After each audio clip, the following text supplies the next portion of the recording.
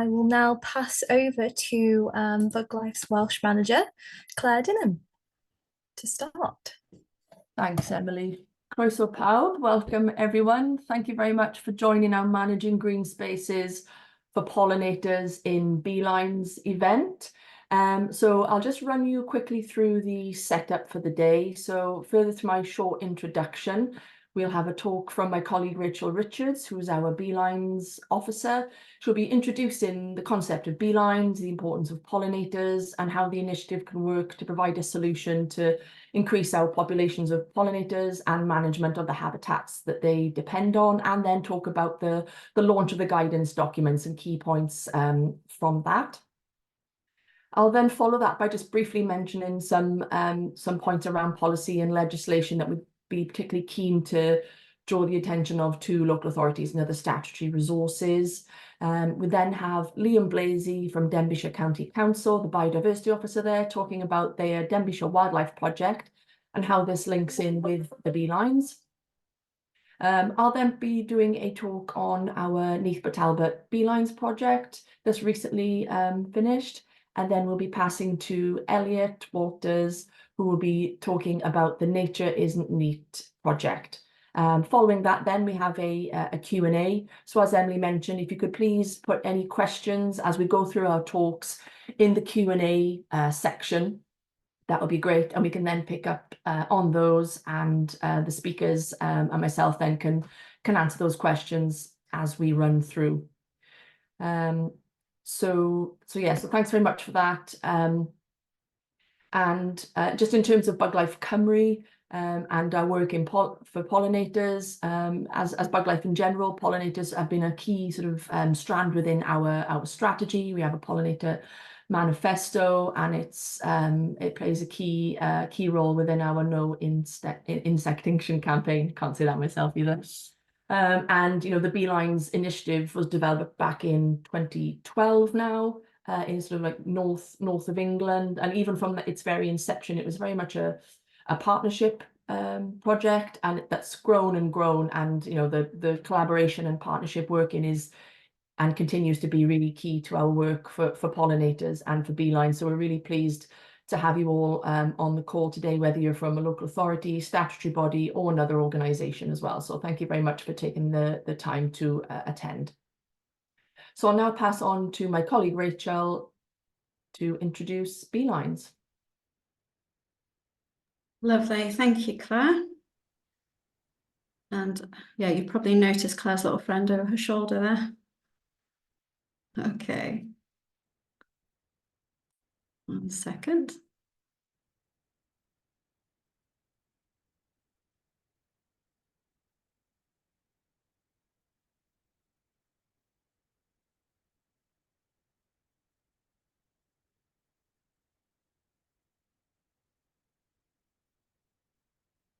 Okay, can everybody see that okay?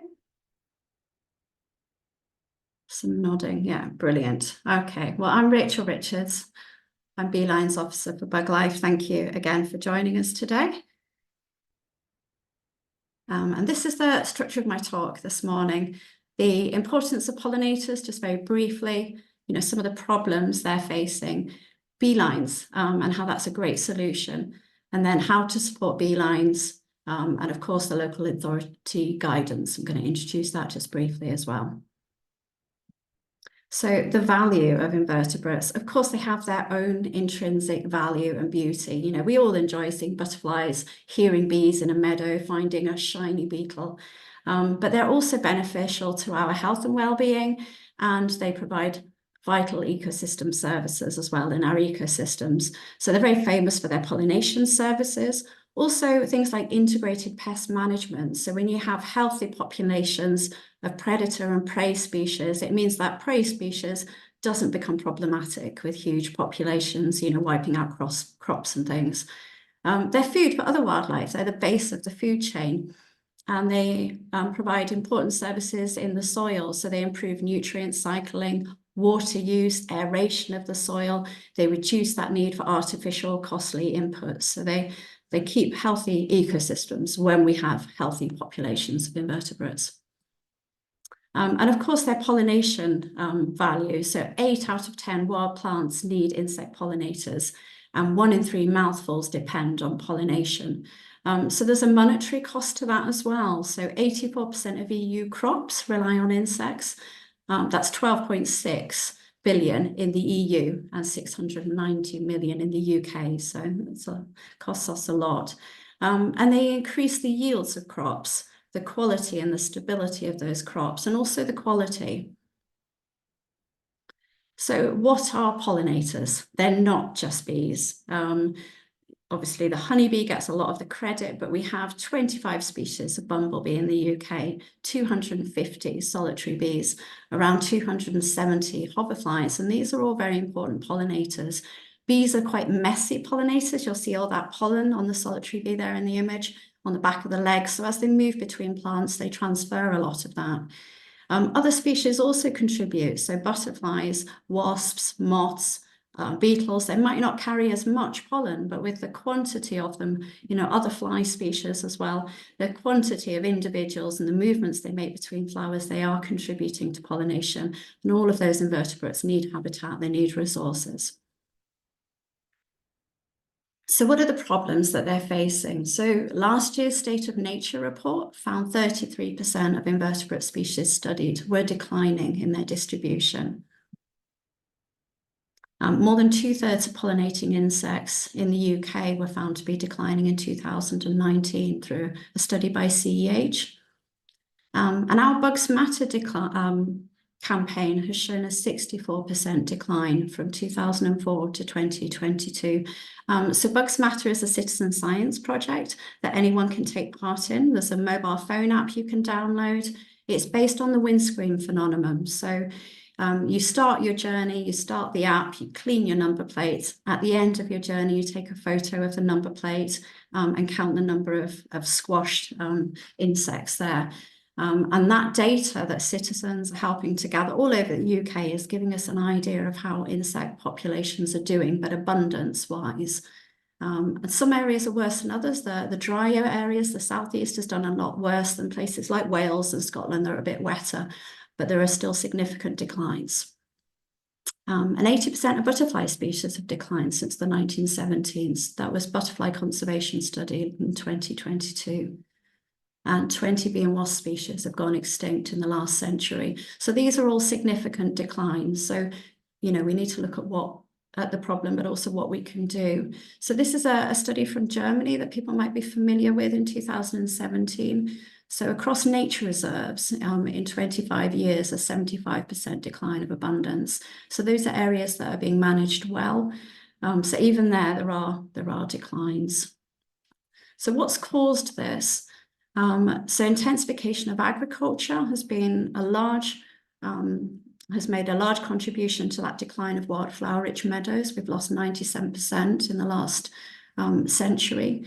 Intensification, but also things like chemical usage and the fragmentation of habitat in the modern landscape. So not just through agriculture, but development, roads, all the pressures that we have on our natural landscape. And then much of the conservation work that has been done, there are lots of lovely protected species that are well managed, but it's often untargeted and diffused. So not necessarily connected across the landscape. And a lot of public green spaces are managed poorly for biodiversity as well, which is what we're largely looking at here today. But this image here, this is Prestatyn last summer. Clearly this area, its main purpose is a ball game area, so an area for recreation for families, for sport and activity. But that middle area, of course, needs to be short, but the edges, there's a lot of potential there to have, even a couple of meters, but 2, 3, 4 meters of longer flowery areas where invertebrates can thrive, people can enjoy seeing those flowers and that wildlife. Birds can forage, but you've also have the ball games in the middle. So we need more, bigger, better, and more connected areas for wildlife. So in that picture there, there's a sand dune system just very nearby, lovely habitat. You could have some connectivity through that green space as well if it was managed differently. So what's the solution? Let's move on from the problems. as I said, we need more landscapes that work better for pollinated, that are more connected, more permanent, with more flower-rich habitats. We want to increase the size and the quality of those habitats and create things like mosaics. So not just a field of flowers, which is lovely, but the hedgerows, scrub areas, ponds, bare ground. So those mosaics of different habitats that are beneficial to pollinators and so much other wildlife as well. We want to increase the diversity of habitats. We want to make the landscape permeable and more connected. By permeable, I'm thinking of things like small bees. A lot of the small solitary bees are only maybe 4 or 5 millimeters big, and some of them don't travel more than maybe 200-300 meters. So if you have a lovely site with good populations on, something happens to that site, there's a fire or some kind of incident, and populations are lost from that site. When that site recovers, how does it recolonize? If you have stepping stones of habitat, it can recolonize from a neighboring site. So we need that connectivity, that permeable landscape that insects can move through. So beelines is a great solution. Beelines is a network of 3-kilometre wide corridors connecting up the best remaining areas of flower-rich habitat in the UK. You can see the map there that's been mapped. It's a shared map, which is there to focus national flower-rich habitat creation to reverse the pollinator declines that are happening at the moment. It's something that anyone can contribute to, so NGOs, local authorities, businesses, individuals in their gardens, landowners, anyone can put their work on the beelines map and contribute. So the guiding principles in each county of the UK, there's a north-south and an east-west corridor. So that north-south element is taking into account things like climate change. We're seeing a lot of species moving north, so they need that corridor to be able to do that. East-west is often connecting up the coast and the inland, following things like rivers, where we often have lots of semi-natural habitat remaining. We're aiming to fill 10% of beelines with habitat stepping stones. So that 3-kilometre wide corridor, in most cases, is not solid habitat. That's not practical. There's farms, there's homes, there's things going on in between. But we want it to have 10% of habitat stepping stones, encompassing the best and the majority of the flower-rich habitat in the UK. So there's a lot of existing habitat, a lot of designated sites, but we're also looking at connecting those up. And over 2 hectare areas are the best where possible, but anything helps. And of course, it's not just for pollinators. So anything that's good for pollinators and other invertebrates is good for the rest of the ecosystem. So we've got here skylarks and common lizards, creatures that need insects as well as part of their diet. So this is how beelines was mapped around the table. It was based on principles that we worked on with Liverpool University. And it's looking at restoring, as I said, stepping stones of habitat within a linear corridor, rather than diffused ad hoc patches of habitat here and there. It's connecting those up. So it was mapped around the table with county experts, with local NGOs, with local authorities, with landowners, with people that knew the habitat and the species in each county, using local data and local expertise.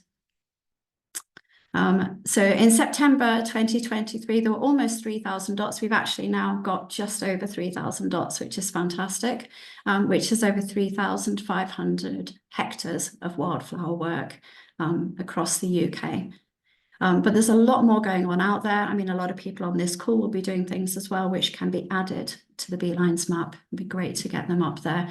So this is how you add the work. You go onto our website, you look up beelines, scroll down the bottom of the page, and there's an interactive beelines map. So you just use that add site button there once you've found your site, and a form comes up and you can put in what you're doing if you're creating an area or managing an area better for wildflowers and wildlife. So be it a meadow, be it a pollinator-friendly garden or a wildflower pond, whatever you're doing there, you can add that onto the map. And that just helps to show other people in your area what's happening, to motivate more people to do more and to start connecting up even more that beelines map. So finally, onto the guidance resources. So we have the benefits of beelines to local authorities, which is excuse me a minute, and move things around, which is basically how beelines can help you meet your environmental commitments. We have a resource on managing road verges for pollinators, one on managing parks and green spaces, another one for community spaces, which you can hand to community groups that's got lots of ideas, advice and suggestions in it there. And all of these resources are covering lots of basic principles that many of you will be familiar with already, but going into a lot more detail. So do obviously look through them. But it's talking about cutting less, removing those cuttings when you do cut, so the nutrient levels are kept low. In some instances, grazing might be possible as well. Leaving areas uncut on rotation, so you've got those overwintering sort of refugia areas for invertebrates. Methods of creating wildflower-rich areas, suitable plants and trees and shrubs, also covering things like nesting habitat. So it's not just the pollen and nectar resources that pollinators need, but you need to think about the whole life cycle, be that solitary bees that are ground nesting or aerial nesting, or hoverflies that are using rot holes in trees or pools or lagoons. So it's all of that as well. And then, of course, all of these resources are in Welsh as well. So there's a Welsh language version of these. And we have case studies. We will be building on that as well, and doing more case studies. So do please get in touch if you'd like your work to go into a case study. And the benefits of beelines resource has got these 6 key actions in it for local authorities. So I'll just go through these briefly, but a lot of this will be touched on in the talks that we have next as well. So check beelines to see where they run through your local authority, and prioritise wildflower work, enhancement and creation within the beelines where possible. Where you have an option of on or off beelines, prioritise beelines. Ensure that local wildlife sites and nature reserves in beelines are being well managed and kept in a favourable condition. So clearly we'd love to do that with all sites, but where you can't necessarily do all, let's prioritise beelines. Create wildflower areas in parks, school grounds, roundabouts, car parks, wherever there are places where you can create some habitat that brings value to pollinators, but also to the local community. And encourage local people to do this in their gardens and community spaces as well. And that last resource is useful for that. And finally, create and adopt a pollinator strategy with your local authority if you haven't already. Okay, that's me for now. Thank you. If you've got any questions, then do put them in the Q&A for later. And I'm going to hand over to Claire. Thank you, Claire. Great, thanks very much, Rach. Stop sharing as well, be helpful. No problem. So I'm just going to briefly talk about policy and legislation drivers in relation to our benefits for beelines document. While I'm sharing my screen, there we go.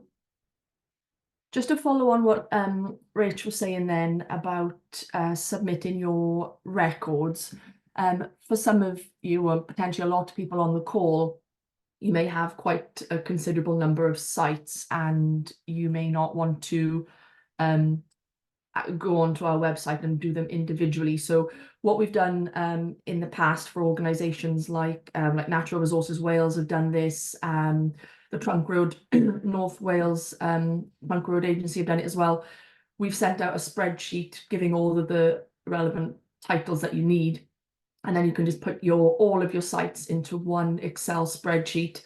We can then pass that to our colleagues who can upload it to the website behind the scenes as well. So if for your organisation you are going to have quite a high number of sites, hopefully that would be an easier way then of you potentially copying and pasting your databases into a spreadsheet that we can then upload, just to save yourselves time as well. So if that is something that you'd like to do, please feel free to send me an email and we can share that spreadsheet with you. I'll pop my email in the chat a little bit later on. So as I mentioned, in the benefits to beelines to local authorities in Wales resources, there is a policy and legislation section. A lot of you will certainly be very well versed in this, much more so than myself, but it just outlines areas where beelines can contribute to to duties placed on local authorities. So, and other statutory bodies, of course, like the Environment Wales Act, the Wellbeing and Future Generation Act. These acts provide huge opportunities to deliver the aspirations of beelines in terms of particularly restoring habitat, improving connectivity, and also resilience. And then this in turn brings benefits for a broad suite of species, including our pollinators and our Section 7 species and of course habitats.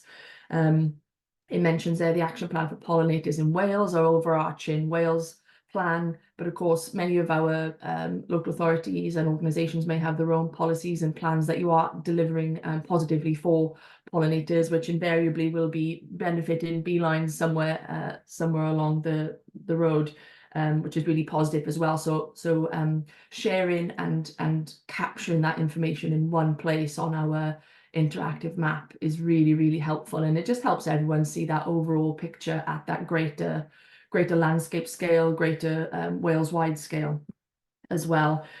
We will be updating and keeping an eye on this section as things do change, so where required. So for example, there's currently this is relevant to the planning policy for Wales, where I believe version 12 is due to be published later this year, with regards to an update to chapter 6. So we will be keeping an eye on that and updating as necessary.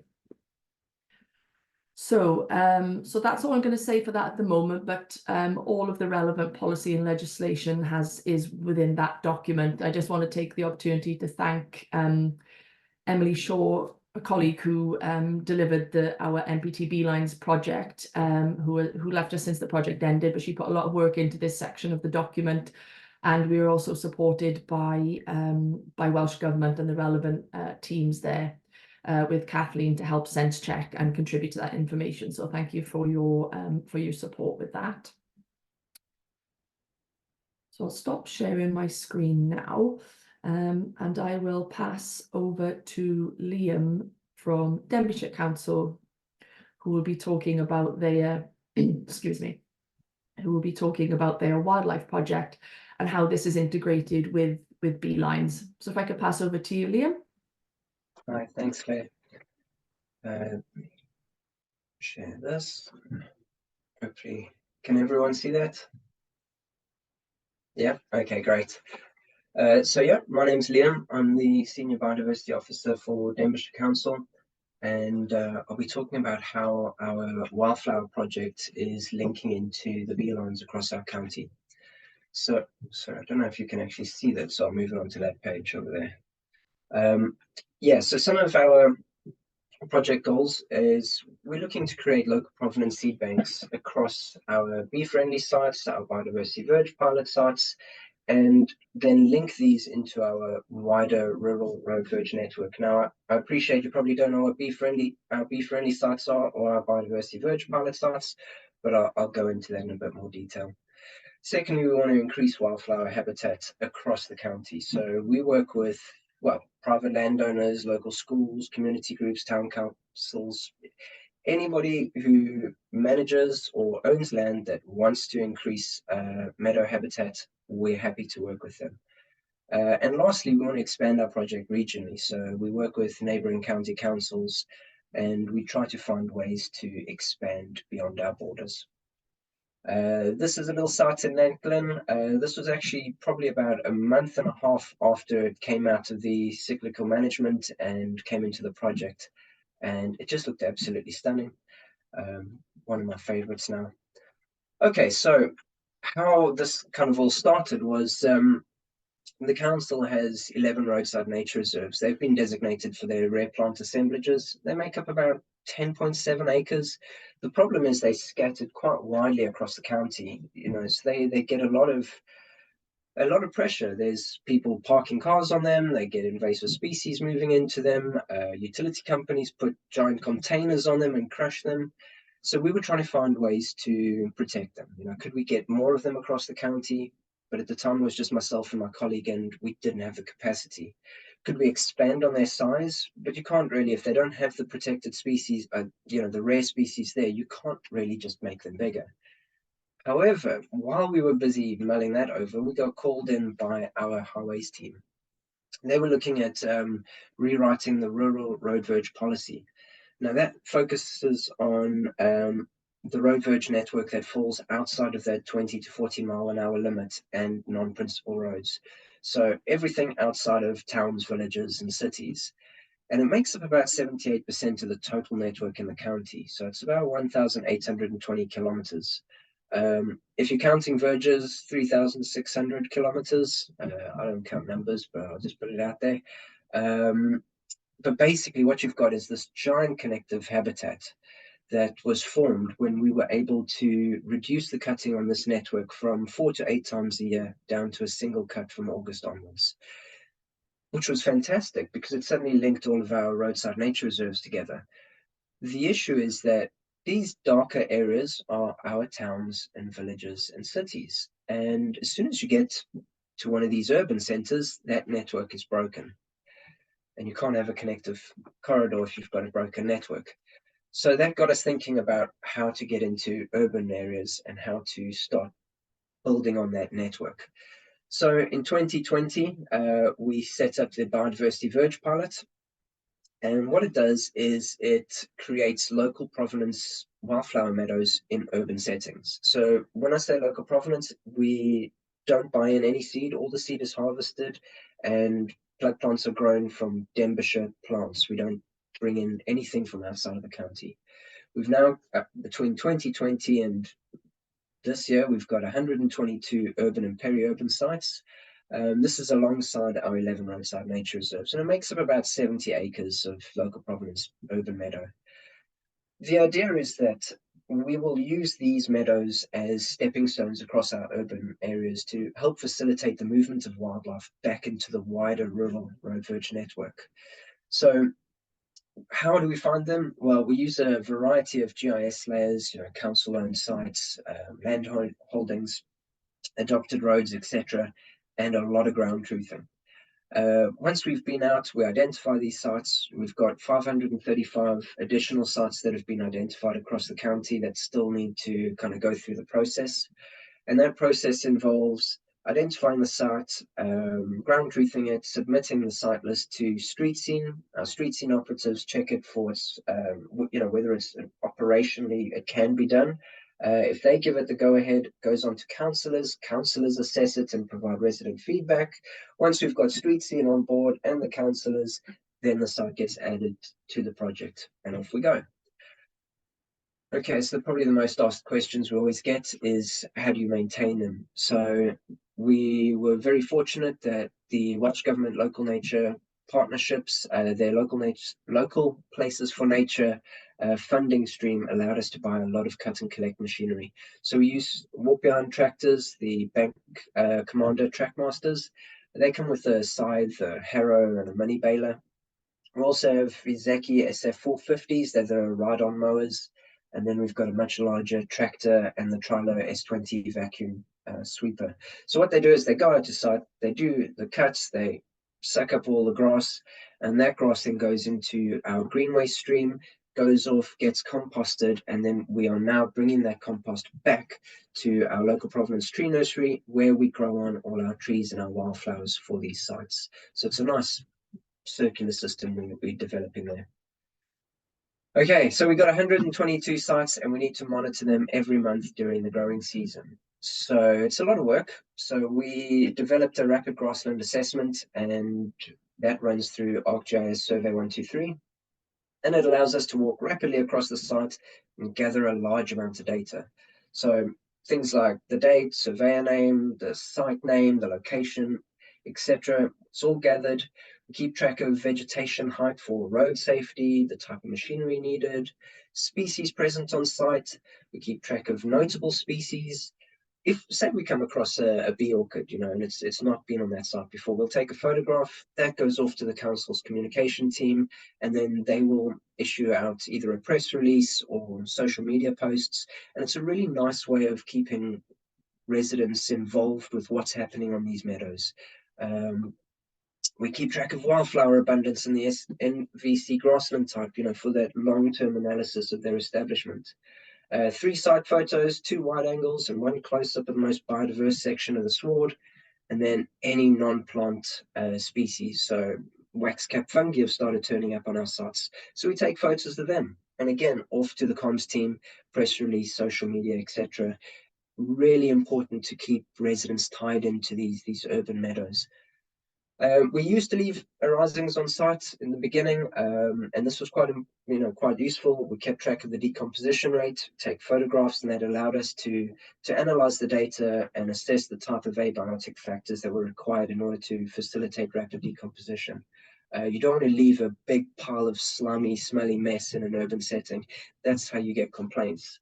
So yeah, we learned the hard way on the first site, but we got around it in the end. Every site is assessed for biodiversity enhancements. So we go out every month, as I said. We keep track of the establishment over time, and if they need to be enhanced, it could be through additional cuts, scarifying, seed sowing from local provenance to Denbighshire seed, plug planting, which is a great community engagement tool, but we'll help boost them up as they need them. Lastly, the management details. So we go out, we check, have there been any breaches in the management? Are the managed borders there? Is the signage there? Dog fouling, litter, resident feedback, positive or negative. We keep track of all of it. We then feed that information back during our monthly meeting with our street scene colleagues. So yeah, you can see the distribution of sites. There's a nice band along here where we don't have any, and that's because we don't have any land holdings down there. So we're trying to find a way to not infiltrate, but get into that area. And I think we found a way. Okay, so a quick snapshot of some of our results over the years. A bit sporadic, these, I've just pinched them. Number of surveys between 2020 and 2023, we did 927. During that time, we recorded 11,507 individual wildflower records. Our total species count for the first 2 years of the project was 340, and the top 3 non-plant types that we're recording tends to be ants, but it's something that I think is quite important. In the second year of our project, we recorded 44 scarce, 7 scarce to rare, and 9 rare species.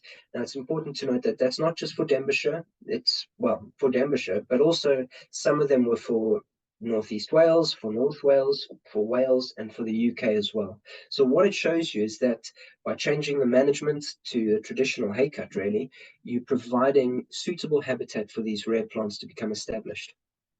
Now, this is the site that started the urban meadows. So that's what it used to look like. It's Plazalona, and every 2 weeks under that management, it got cut. Our street scene colleagues called us in because they started to notice there was some interesting plants popping up when they turned up late. In its third year, it became very, very species diverse. We did a walkover, just a rapid assessment, and we counted 124 different species. There's obviously a lot more. If we had the time, we could really bed down and get all of them, but it's an absolutely stunning site. And if you're ever near that part of the country, please stop off. It really is something special. Okay, so that's how we're dealing with sites that we manage, but we do a lot of community engagement because we need more meadow habitat. So the Welsh Government's Bee Friendly scheme, we've set up our own Bee Friendly project. And what we do is we offer free local provenance wildflower plugs that have been grown on by the Bodfari Woodland Skills Centre, and it's basically to help private landowners and residents start off their meadows. One of our biodiversity officers, Elliot, is creating biodiversity reports for schools. She sent out 19 already. They work as general guidance on increasing biodiversity on sites, as well as establishing meadows within the school grounds. We've worked with various organizations, libraries, community groups, schools, churches, you name it. In fact, CADU have got on board with the 2 castles in the county as well. So the possibility of additional meadow creation is really high. Each of these sites is then encouraged to harvest seed from it, sow it back into the meadow, create new meadows, regrow them as plug plants. It's about developing more meadow habitat. Each of these meadows will then act as a way to reinforce the networks that we've created across our urban areas, more stepping stones to feed back into the wider networks. We're currently working on a bee-friendly app where residents can get in touch directly, and setting up bee-friendly hubs in towns and villages across the county. Okay, so how does all of that tie into beelines? Well, we've got 3 in the county. We've got up in the north here, quite a nice thick band that joins in very nicely to Conwy and Flintshire. We've got a mid band and then a southern band here. So when we overlay our urban meadows, what you can see, oh no, hang on, there we go. Whew. Tech, eh? What you can see is we've really focused heavily on this northern border. And the reason for that is we know that Flintshire are working on urban meadows along this band here, and so are Conwy. So by reinforcing our stretch, we really are building on this northern beeline. Unfortunately, we have no land holdings down these 2 bands here, so we're stuck. So what we've been doing is trying to connect this northern band to the middle beeline, and we're doing this through our urban meadows. However, if you look at the work that Jim Latham did a few years back on, now I'm assuming this is going to take a while. No, it didn't. These are identified grasslands across northeast Wales. So fortunately, the beeline's picking up quite a few of them. But what you'll notice is that Denbighshire is actually impoverished in comparison to our neighbours. We don't have many grasslands within the county. So again, it's how do we help connect up these beelines using what we've got. And I apologize for how noisy this map gets now, but when you overlay the network that we created using our rural road verge network, what you can see is that while we might not have the land holdings within the beelines, there are always ways that we can help reinforce the work that's being done within the county on those beelines. So we aren't able to create our urban meadows there.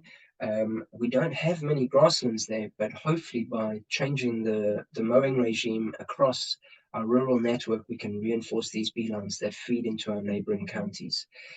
Another way that we're targeting these beelines in the south is through our Bee Friendly project, because we might not have land holding, but private landowners and residents will. So by actively engaging with them, we're hoping to start developing more meadows along the mid and southern beeline through the county. Now I've got a timer here, it says I've got 45 seconds, so I'm going to scroll down quickly. I just wanted to finish here by saying, you know, if you have sites, please get them loaded onto the Beeline website. You know, it really does help prioritize conservation efforts for not just pollinators, but general wildlife across much wider landscapes. They're fantastic at helping to guide conservation efforts, you know. Having a coordinated approach to landscape conservation through something like working on beelines, it's critical to the survival of our wider landscape and the general nature that we've got in Wales. And you know, connectivity matters, so work with people around you. That's going to be loudly, I do apologize. I'll probably leave it there then. Thank you very much for having me. It was really good to be here.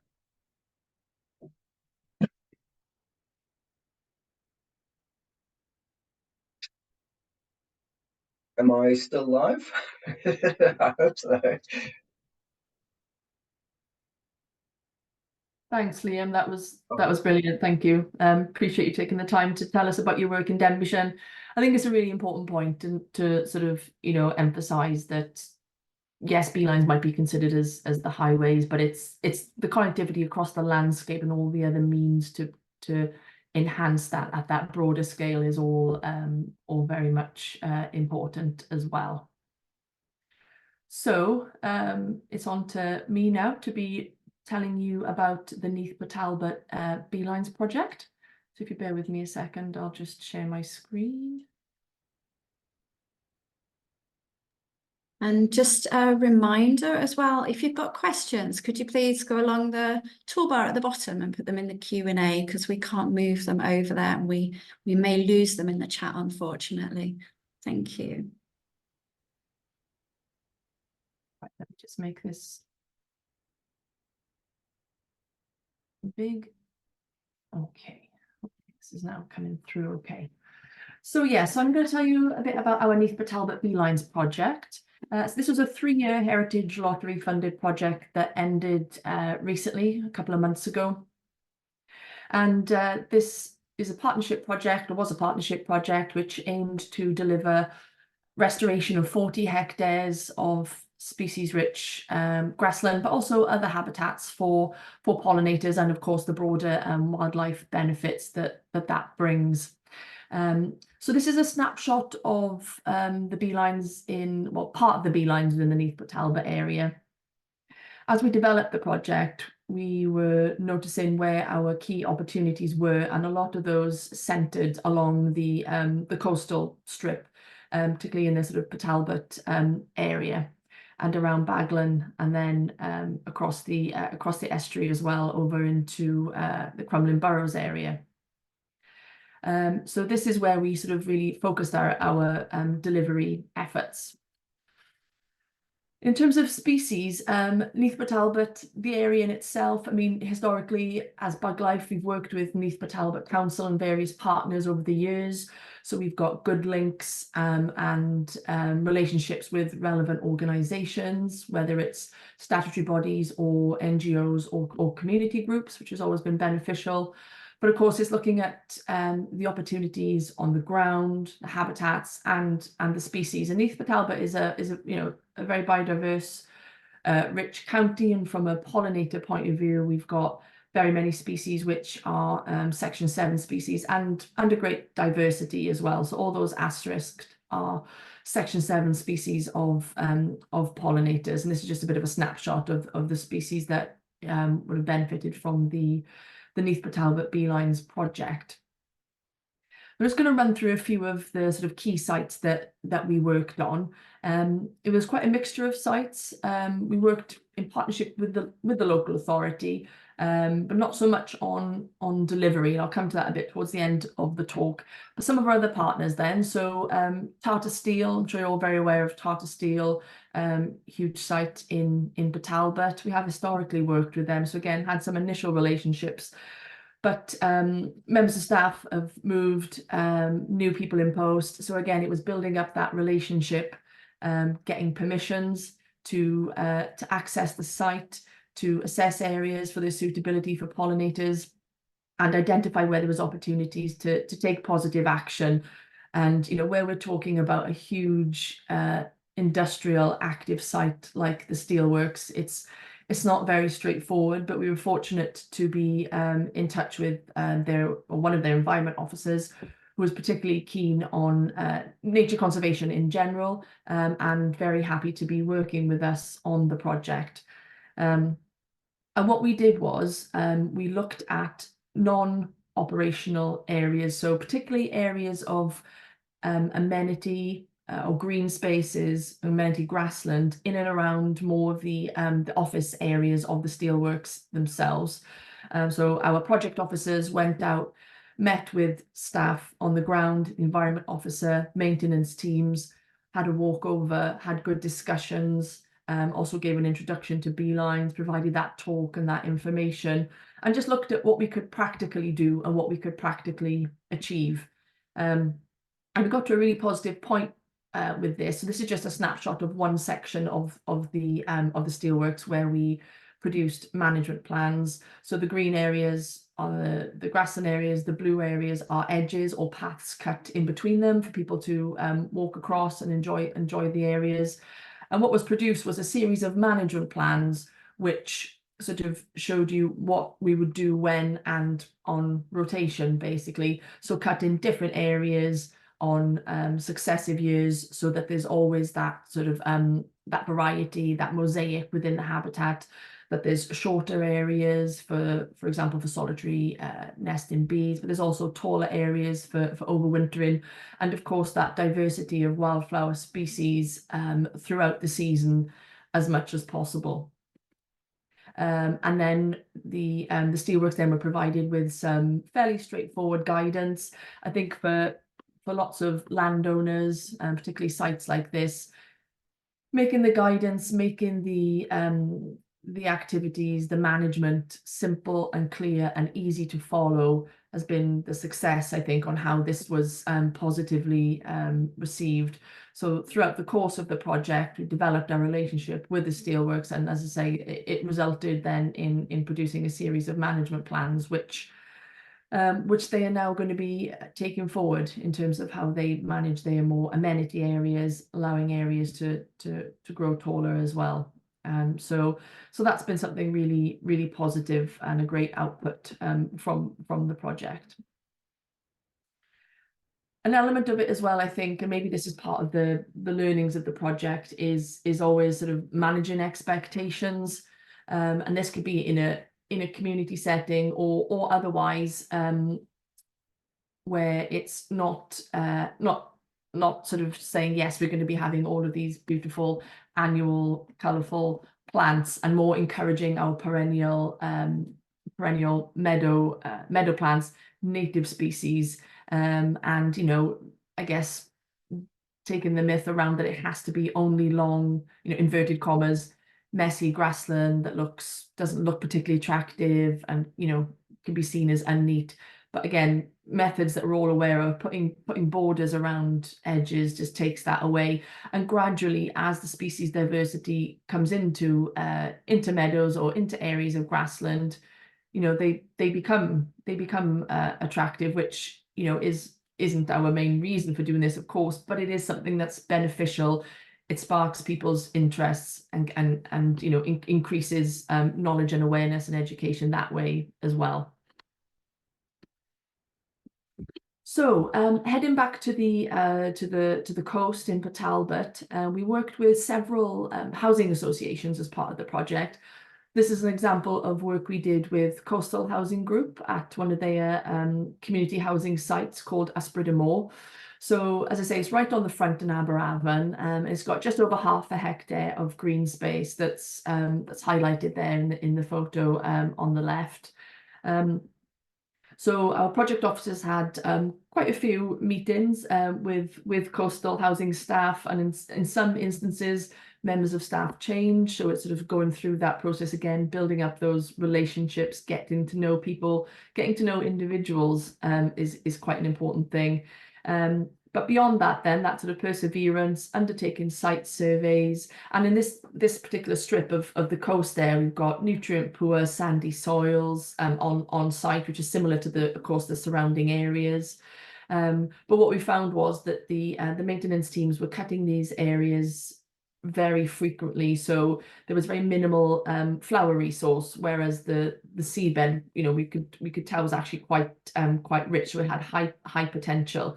So our preferred option would have been changing the management practices, quite simply just to reduce the cut-in to allow the natural seed bank to establish. And then this was taken forward then by undertaking consultation with members of staff from the organisation, but also importantly, the residents who lived in this area, and then through that sort of collaboration and sharing of knowledge and the benefits of changing the management regime to what they may be used to and might consider is the best, maybe even is just the norm, was reduced mowing regime, undertaking cut and collect. It wasn't a large area, so it was not too much in terms of the horizons to take away. Again, making them accessible by cutting paths through the green space areas. We didn't seed or plug plant in those larger green areas at the back. As I said, the seed bank was already great and representative of the local area, so there was absolutely no need to do that.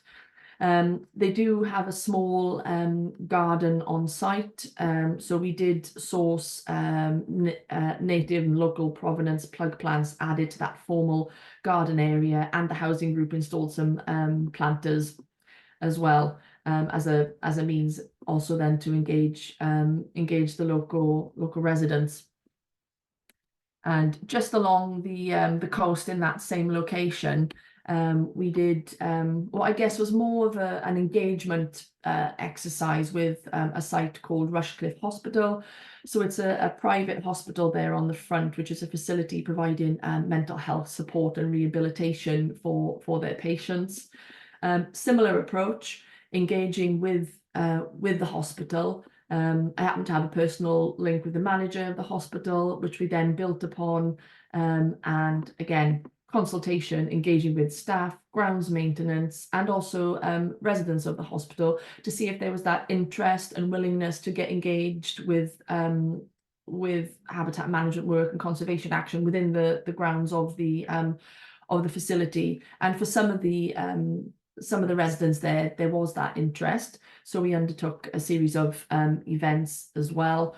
So it was mostly like planting events with plugs and climbers. But again, the well-being side of things is really important. So we brought in a mindfulness expert who led a series of sessions for the residents as well. And we put a nice big shiny, quite huge actually, interpretation board on the outside of the building facing onto the coast path along Aberavon there to raise awareness of what we've been doing on the site. So I think the people well-being benefits are as important as well, and something to be highlighted, and that we'd like to be continuing to deliver and integrate within our partnership projects going forward.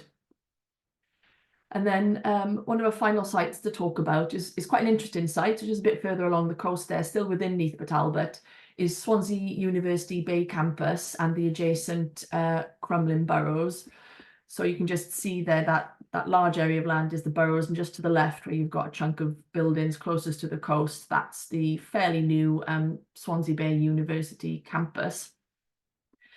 So the campus itself is built on effectively brownfield land, and we engaged with the biodiversity officer there, Ben Sampson, and his team of biodiversity ecology volunteers. But the campus itself is actually, I think it's like sort of engineering and maths faculties more so than biodiversity. So we actually got in a bit of a wider diversity of students maybe than we would have otherwise. Some of it was ad hoc poaching them as they were walking around campus, see if they wanted to get involved in a little bit of plug planting or whatnot. But we undertook grassland cutting, raking off, which we were able to dispose of on site, which is really fortunate. I could see from some of the questions in the Q&A there about taking material off site and how that enters the sort of the green waste system. So in this scenario, that wasn't an issue for us because we were able to manage it on site. So again, it's taking off the material, reducing the nutrients, it's going back on. In some instances, we did do plug planting, again, sourcing our plug plants and seeds locally to ensure that the species as well were appropriate to the local area. So creating some open spaces for students to sort of hang out on, whilst also then having those taller areas of grassland and all the benefits that they bring. Similarly, we worked with the ecologists to influence the management on site, so that areas which again were traditionally mown to make it look, neat, tidy and nice. Some of those areas we were able to influence the management with the support of Ben, the ecologist, to allow them to do their own thing and then, create these nice wildflower areas which benefit for pollinators, of course, but also for people to enjoy. We undertook then, I should say, Crumlin Burrows. So Crumlin Burrows is adjacent to the university site. It's a triple SI owned by a large developer called St Modwen. It's a big sort of 240 hectare sort of sand dune, coastal grassland, salt marsh and sort of beach site. But it's managed by Swansea University. So we were able to work with the uni on their more sort of developed brownfield site, but then also hand in hand working on the triple SI as well. So I think the way this worked quite well because we were able to enhance and support what the ecologist was doing already on the site. So supporting in terms of more of his time to undertake works. We also then procured some contractors to undertake grassland cutting, cut and collect. Worked with some volunteers, some students to collect yellow rattle on site to put it onto other areas. We also did quite a lot around invasive non-native species, but don't have too much time to go into that at the moment. But it really was a really nice positive collaboration with the university on their university site, but then also on a triple SI adjacent as well. So in terms of lessons learned, I think some of the key things has been have when working with a variety of partners, wherever possible, have more than one key contact. We particularly found this was, or came up as an issue through no fault of any one individual, but of people moving on, for example, whether that's just a different role within the same organisation or leaving the organisation. In some instances, that caused delay with how we would have progressed. And again, it's those building those new relationships. So maybe ensuring that that communication is there within an organisation. Investing time and resources we found to be very beneficial in terms of ground staff, and then having the support and training. But then also, the buy-in is key, of course, and then the awareness of if we are tweaking or supporting the production of new management plans, that's integrated within teams that are managing sites. Obviously, that's easier when you've got in-house management as opposed to external contractors. But that can be a challenge. Consultation is key with local communities, interest groups, project partners. We did quite a lot of consultation across the project, some of which was in partnership with the Neath Talbot Council Biodiversity team. And again, we found that in this particular instance, it wasn't necessarily the project working on Neath Talbot Council land, but us working in partnership to raise awareness and do the consultation, but then also working on sites that they weren't working on, so non-council land, to help build that core and build that network. So for example, in Neath Talbot, the council are running their Be Friendly scheme, which is all about tweaking the management of green spaces to enhance it for pollinators. So it's that working in partnership. And on the Aberavon on the front there, we did joint consultations, which is now fed into and supporting work that Neath Talbot Council ecology team are now taking forward. So it's those ways where we can sort of join forces and have a bigger effect by working together and working collaboratively. And I think, as always, managing expectations of what can be achieved, especially in the shorter term with grasslands, is quite important as well. So just sharing that information and getting that knowledge out there, really. So just to finish off then, this has been, as I said, this project is just very recently finished. So I just wanted to say a big thank you to all of the partners who have been involved in its delivery, and to my colleagues, Emily Shaw, who's I know is on the call, and Tom Buglife, he may or may not be, but they sort of did the vast bulk of this delivery and made this project happen in partnership with others as well. So thanks very much to everybody involved in that. Right, okay, so I will stop sharing my screen. As I say, please do put any questions in the Q&A. We can see some cropping up there. That's great. So anything springs to mind, please do pop it in there. Lovely.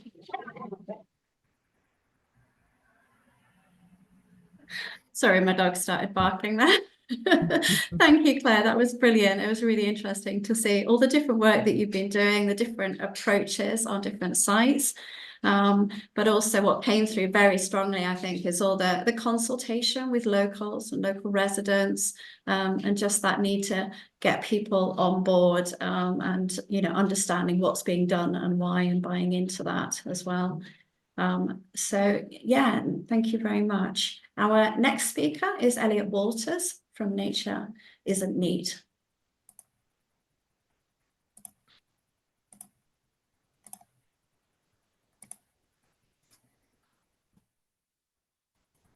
Hey everyone, hope you can see that.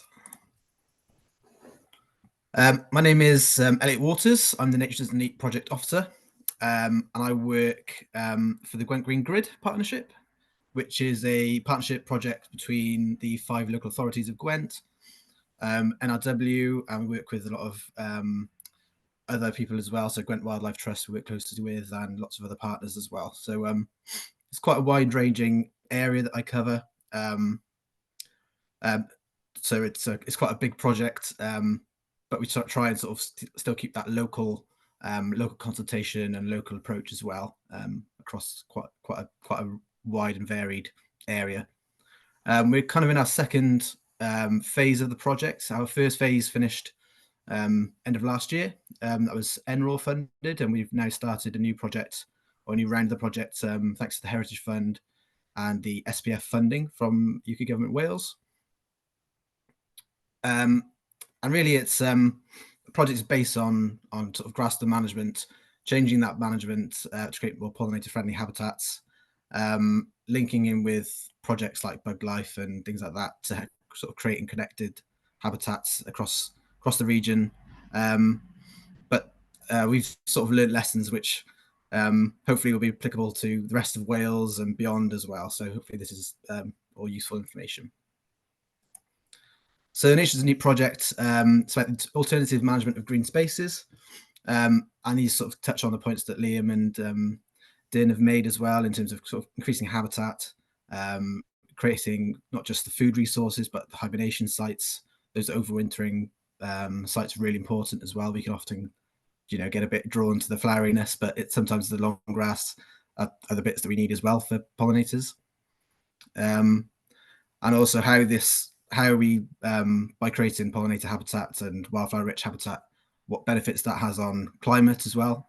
Climate adaptation is a really big focus for the project, and also that well-being aspect as well. So what are we doing to help? So like the Buglife guidance sort of talks you through, we change the management of our grasslands, so leave them to grow in the spring and summer, cut at the end of the summer, the cut and collect approach, obviously maintaining the sort of amenity side of things, so those sports pitches and walkways as well, we mow, make sure those look like they've been managed as well, so that it's not just although the project is Nature Doesn't Neat, there's still an aspect of management which you need to take care of, and it's so often a lot of the misconceptions that we've had as a project, or we get from resident feedback, can be about that they think it's just sort of being left to go completely unmanaged as well. So it's important to, when you're sort of messaging, getting your message across to residents and community groups, that it's not just let it go, it's a management approach. So that's quite a key aspect of something to be mindful of when you're sort of promoting it to members of the public.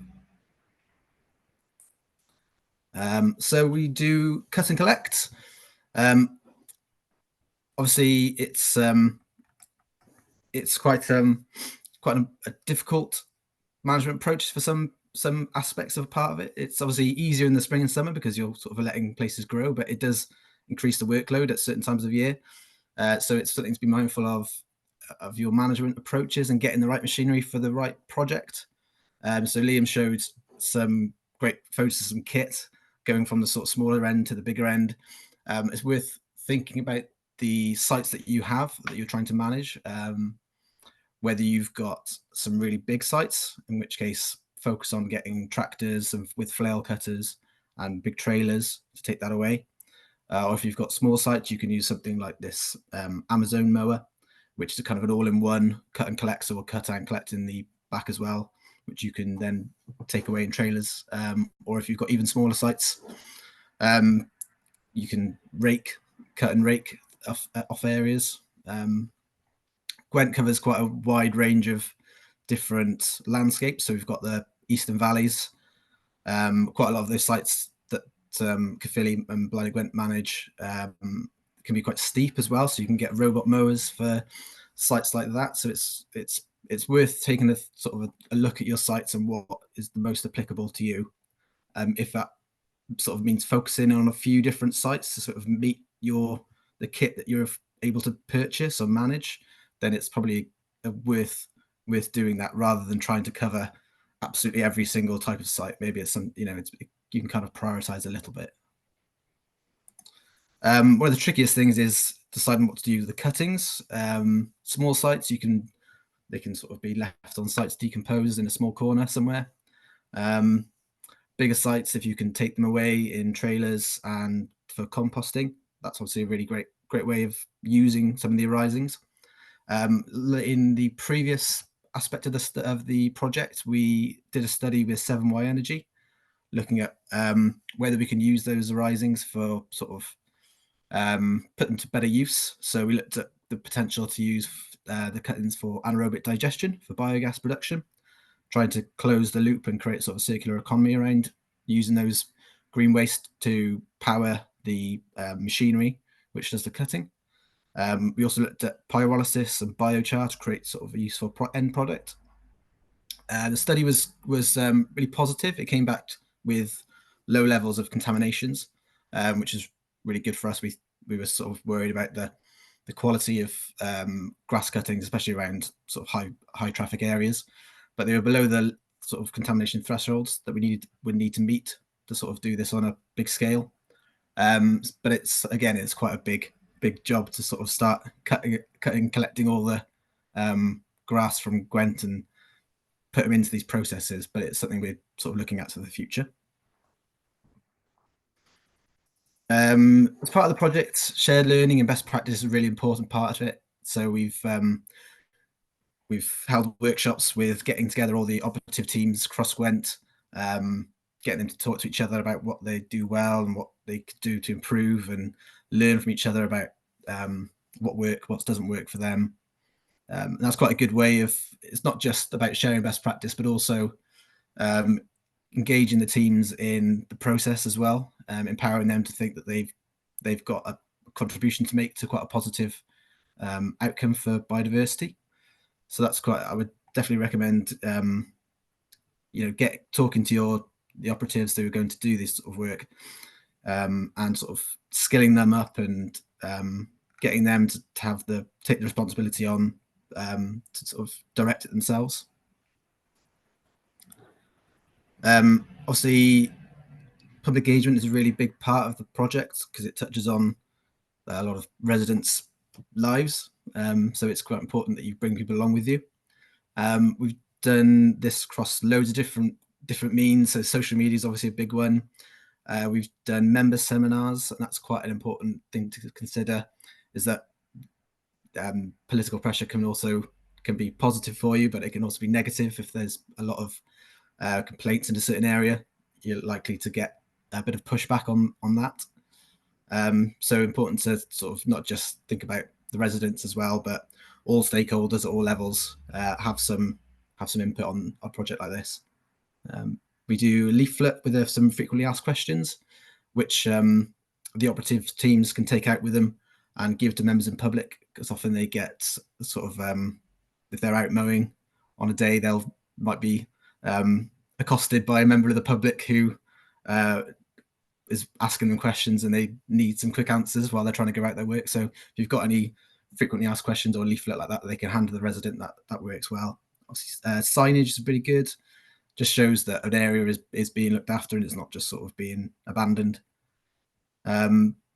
We've done workshops to inspire some members of the public, community consultations. So we've had some really positive ones, which I'm going to touch on one in a second.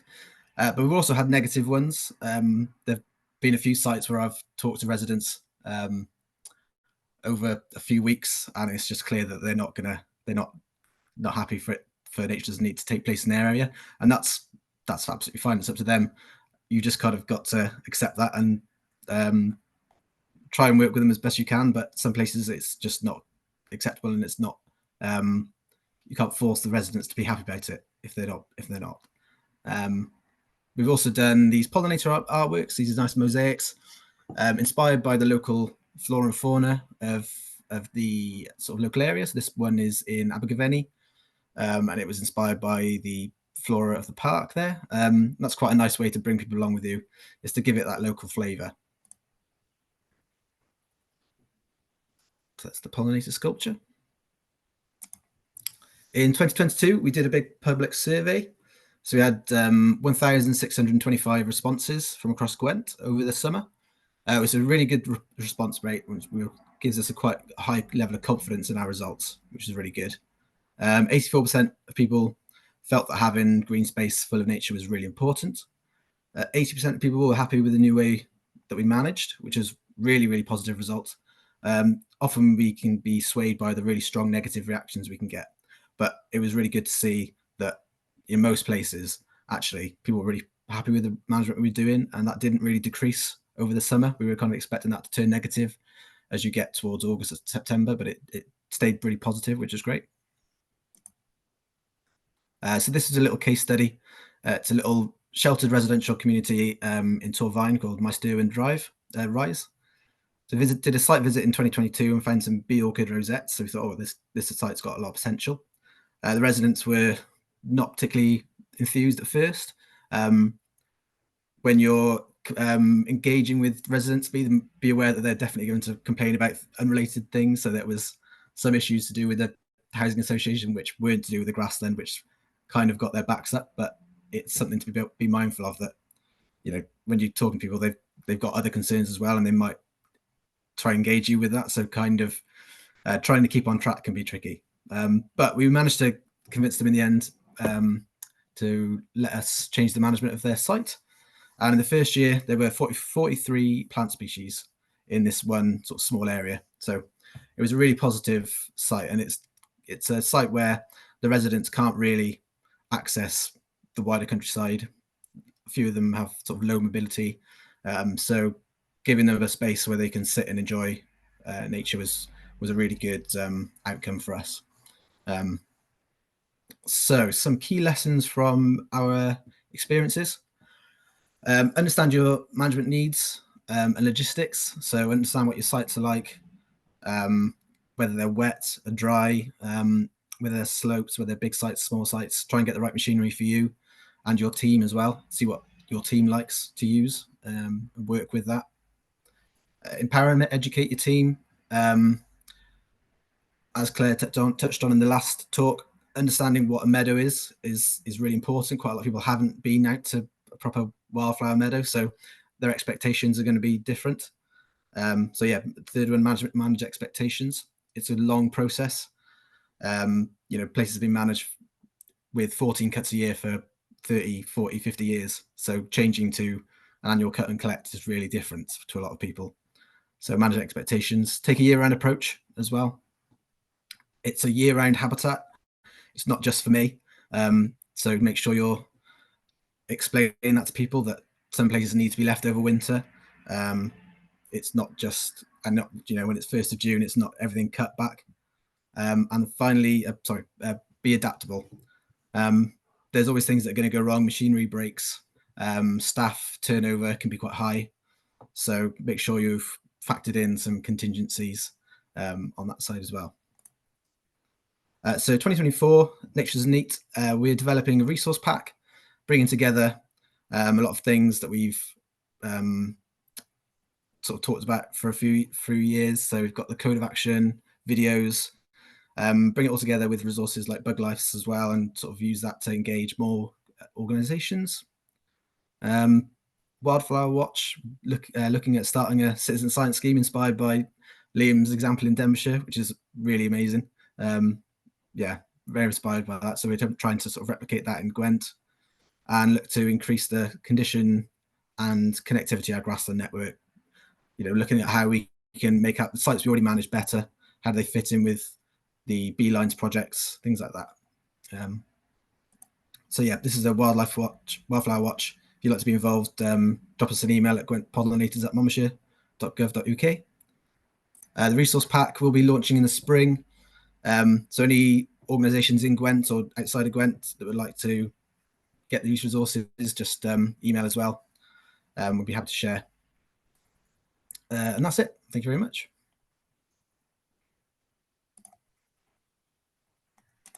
Thanks, Elliot, for running through what you've done there. And I know Nature Isn't Neat has been going for some time now. I think it's really impressive with what it's achieved.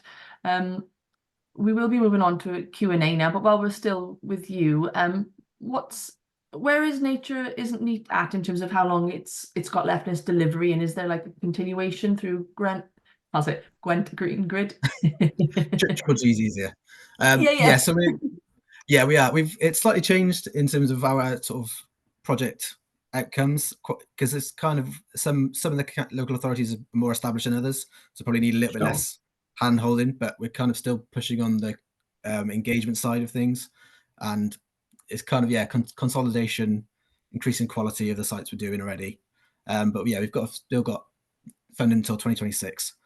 So yeah, we'll still be got to be pushing, because there's always more. There's always more sites you can add in, and more people to engage. Yeah, for sure. I just see now a question from Mark Steer. Hi, Mark.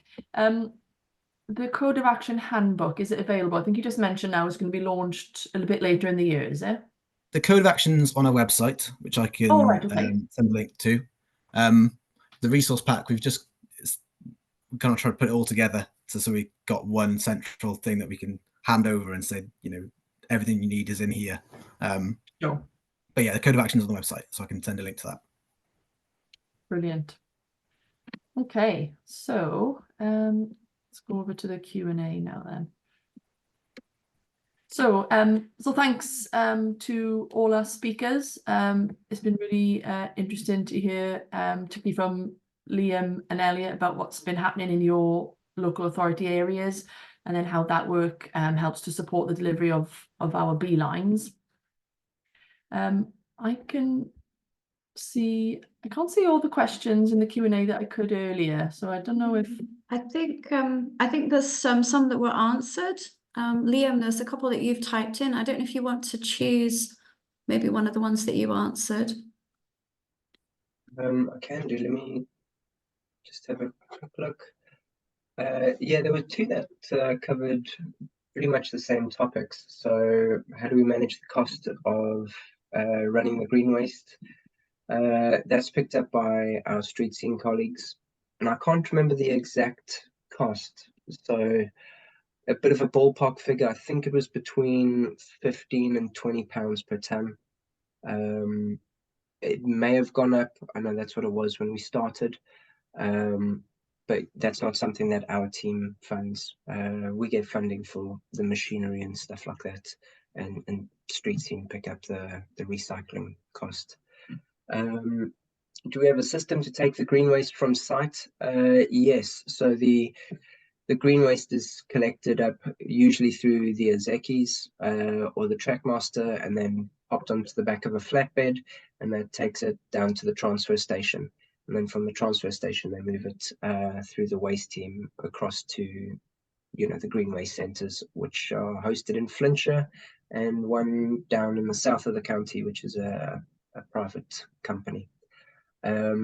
We are looking to bring in the Trilo S20 vacuum sweeper. It's 20 cubic tons that you can store on the back of it. So the idea is that we would select certain remote sites, on the periphery of urban areas, and then instead of having the guys drive backwards and forwards, they can go to one site and just create a giant pyramid on it.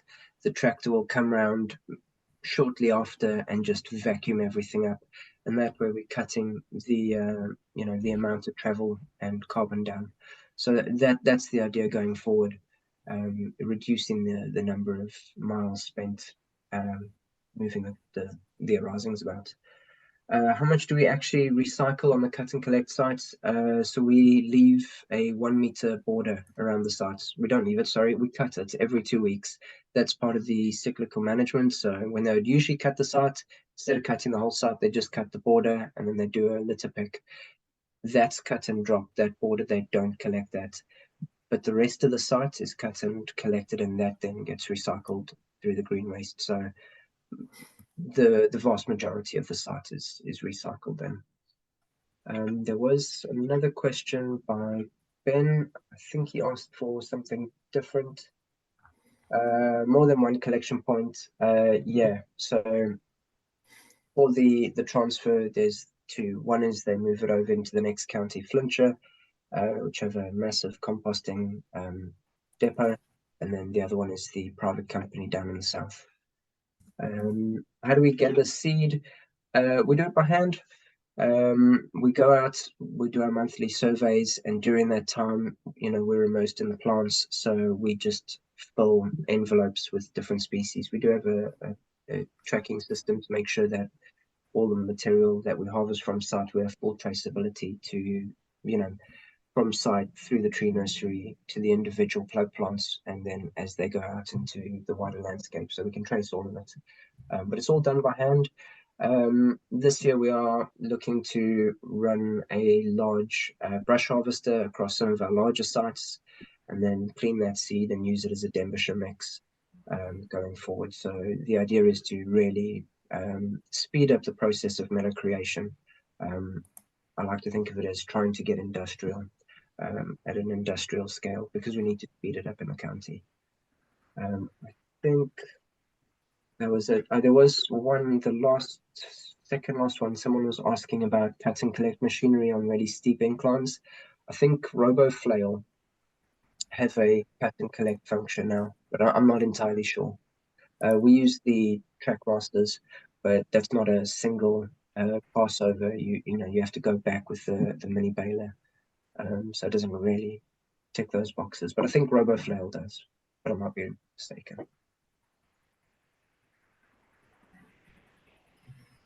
Thanks, Liam. That's great, covering all of those. There's a question from Helen Barnes that's just come up. I can do if you like. So it says, do any of the speakers have views on whether providing pollinator habitat alongside roads actually causes more pollinator deaths from traffic? As an example, I've heard that the edge of the A470 north of, excuse my pronunciation, Blyth, is littered with dead bumblebee queens early in the season, presumably from heavy traffic. So within our guidance, and we do have a report on pollinators along roads as well, which we can share in the email afterwards. But we would normally recommend that first metre or two of a very busy road is not the area to focus the wildflower work. But you're better focusing on the area a bit further back from the road, using wide margins where there's a choice of narrow verges and wide verges. The wide ones are better. And yeah, so pollinators do then use that edge area less because it is noisier and more contaminated. So there'll be less activity there. So to some extent, it's a waste of resources putting things immediately next to a busy road. So yes, working further back from the road is better. Pollinators will be sensible and use the further back areas as well. And there is more contaminants in that area, and there is more buffeting as well. I don't know if anyone wants to add to that. Sorry, I've just been typing away an answer to a question. Yeah. So yeah, that's the report there. Thanks, Emily, for sharing. I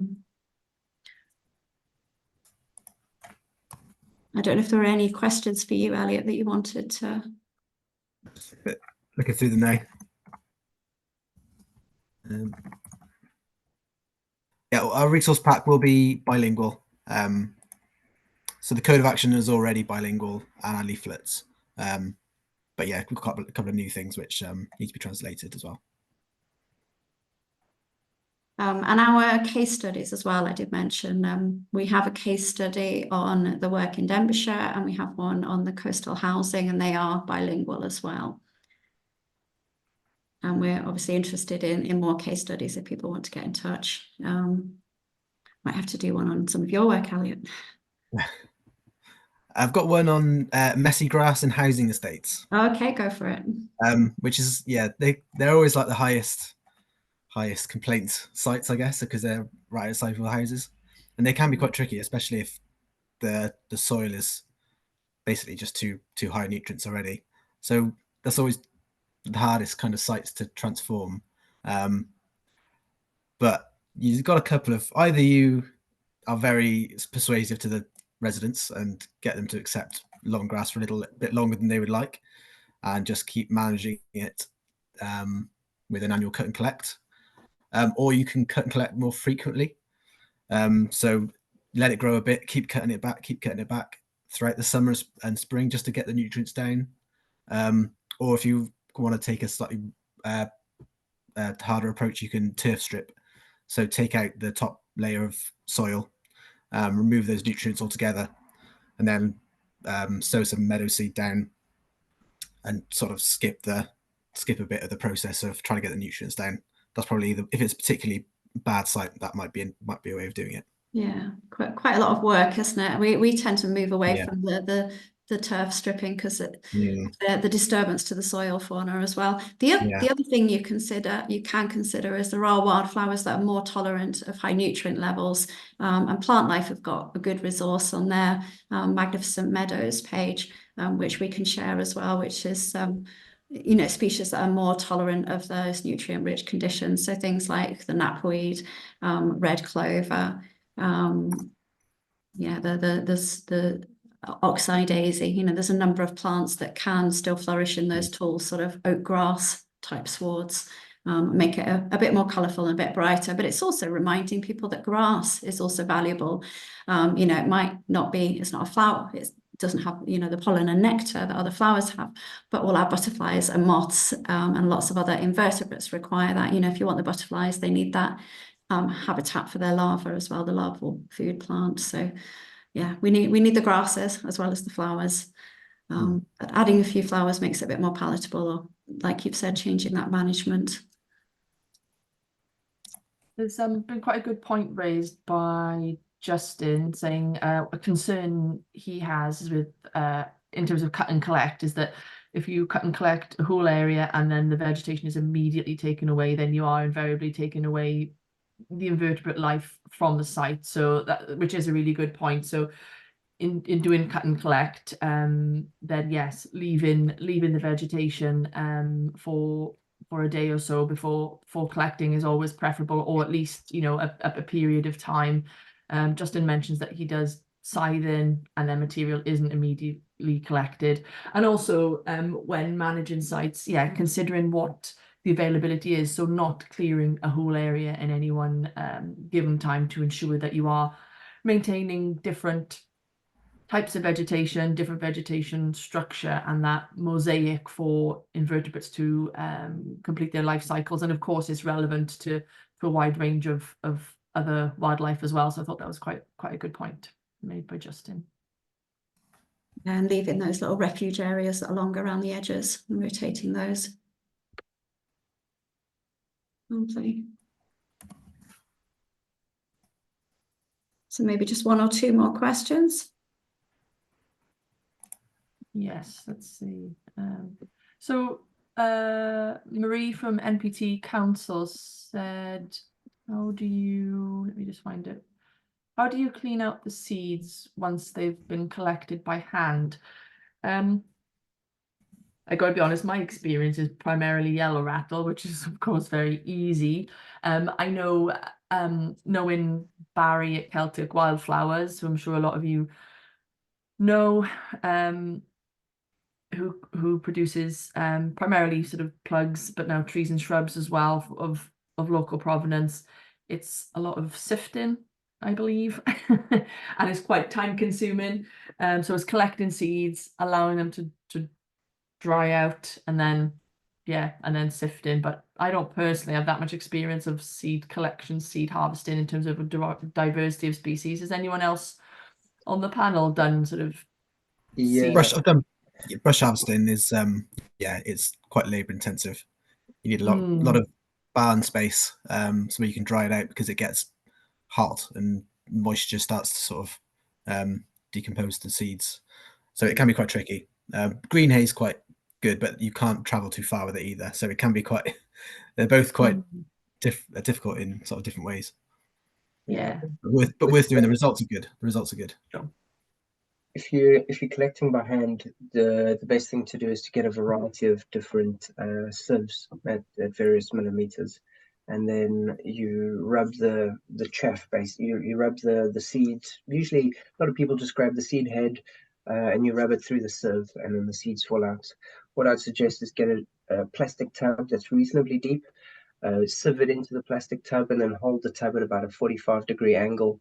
Push all the seed and the chaff to the top, and then shake it, and the seeds roll to the bottom. And then what you can do is, if you gently blow, it blows all the chaff away. That's a really useful way of cleaning it quickly. The other thing you can do is get a ZZ seed cleaner. So you can find them online. You can make them yourself. And you just pour the seed in at the top, and the seed bounces around, and it's got a vacuum stuck to the side, and that'll suck all the chaff off it. So there's various ways you can do it. or you could buy one from the Netherlands. They're only 27,000 euros, or just use your hands. So yeah, I'd recommend just buying a few sieves, usually a few, I think 2 mils and 3 mil, 4 mil, those kind of sizes, and that'll do the trick for you.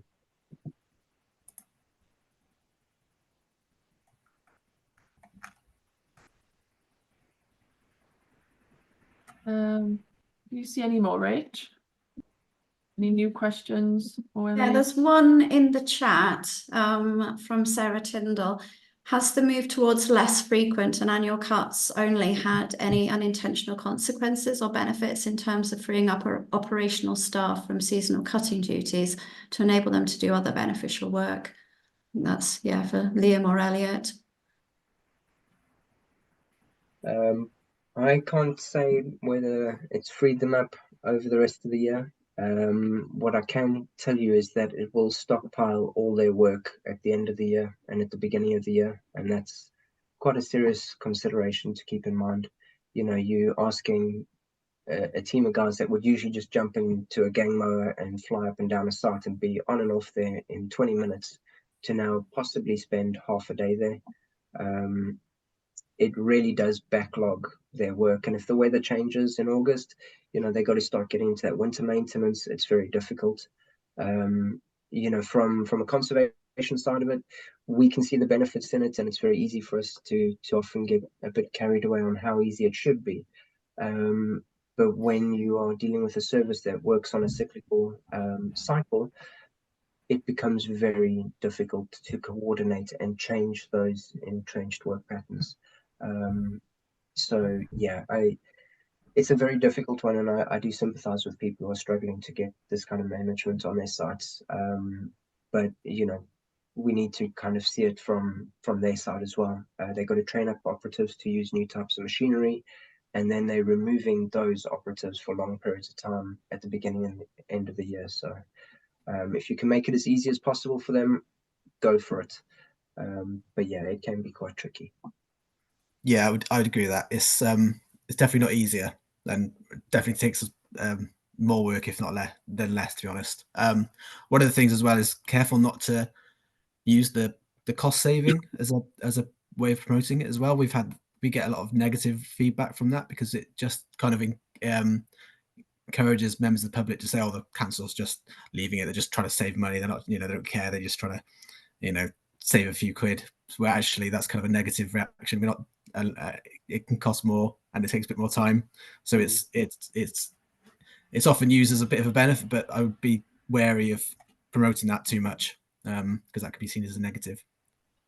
One of the ways we're trying to get around this is by moving from the rigid cut at the beginning of the year, cut at the end of the year, to a more nuanced approach.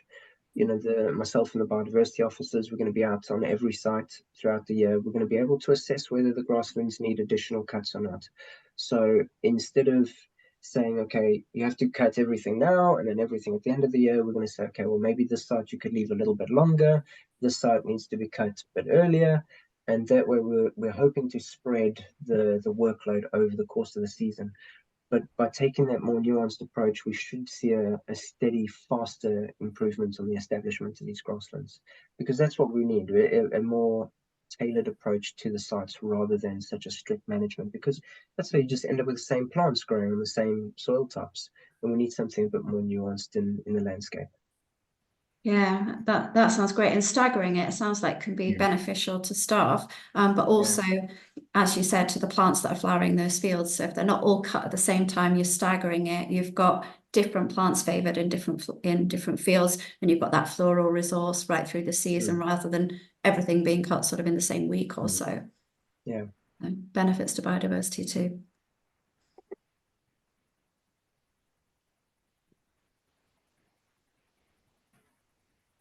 I don't think there's any new questions.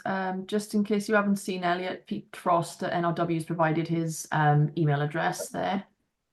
I've popped my email in the chat, so if there was any follow-up after this, you had questions, then you know, please do get in touch, and either I can help or the team at Buglife. I've noted down some of the questions, so when I send out the follow-up email, we can include some of the questions and answers. Oh, that would be great. Thanks, Emily. Yeah, that would be really useful. Okay, so I don't think there's anything else coming through. So in terms of questions, so I think we'll probably call it a day there.